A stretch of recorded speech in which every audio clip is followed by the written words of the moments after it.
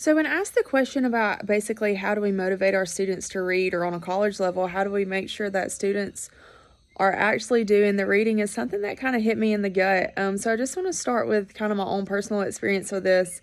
To be an English teacher, I'm not very good at making sure that I do the reading, and just my personal experience is that I've just always felt too busy to slow down and read everything that was asked of us to read.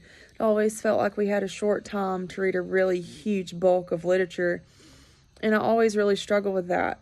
Um, like I said, especially if there was a ton to read or a ton going on, I just really struggled. And so I'll be honest, it's really easy for today's society and the day and age that we live in to look up technology, and I have found myself a lot of times resorting to Spark Notes and resorting to things like that just because I felt like my plate was so full. And so I know that if I struggle with that, and if those are things that I feel as my kids' teachers and as my students' teacher, then I know that they have to be struggling with the same thing and going through the same thing. So basically, how do I help them? Well, first of all, I think is one important thing to do is to understand that the lack of desire to read isn't just the reading material. There are a lot of things that factor in. Just like myself, I felt like I had a lot to juggle. Students struggle so much, whether it be the high school level like I teach or the college level. From a high school standpoint, just about all of my kids have a job that they go to after school. And so that's one thing that I have to understand, is that their time after school is very limited. Other things that affect this also are reading comprehension. Some students, again, whether high school or college level, they struggle with reading comprehension, and that's not something that is very easy for them. And so it feeds into a low self-esteem in reading, and it creates a huge struggle for them.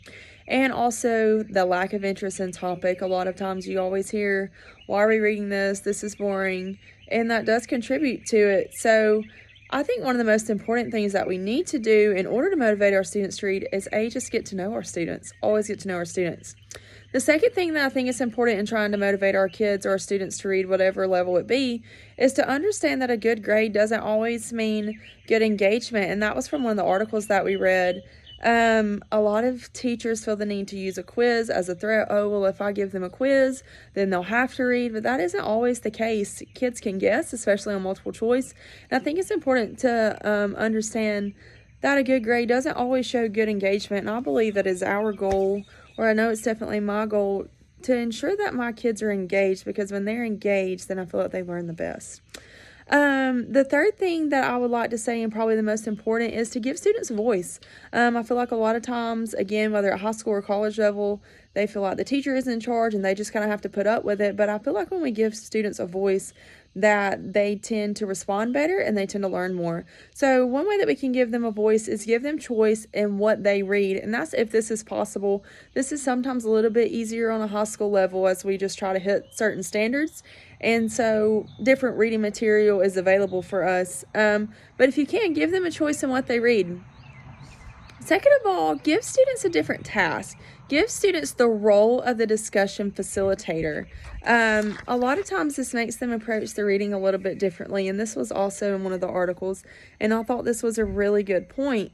If we give students a role, kind of like give them a job or give them a duty, make them feel important, make their reading feel important, they tend to approach this a little bit differently than I just have to answer my quiz questions, or I just have to get through my quiz.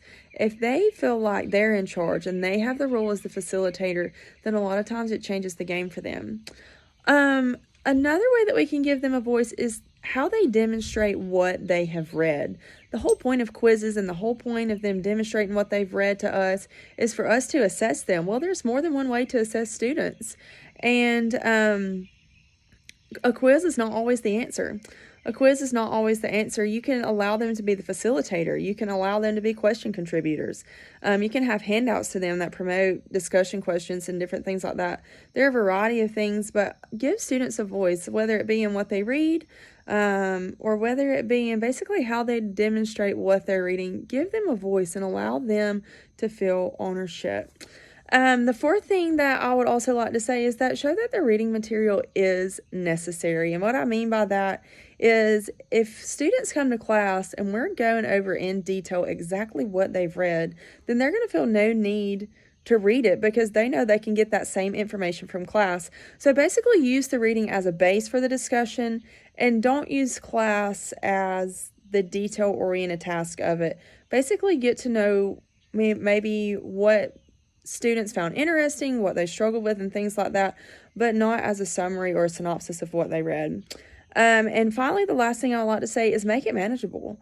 Make it manageable. Like I said earlier, one thing that was always very overwhelming to me was the amount that we had to read. And the minute that I felt like I had too much to read, I'll look for the shortcut. Kids are going to go to the Spark Notes. Kids are going to go to the lit charts and lit summaries and all of those kind of things.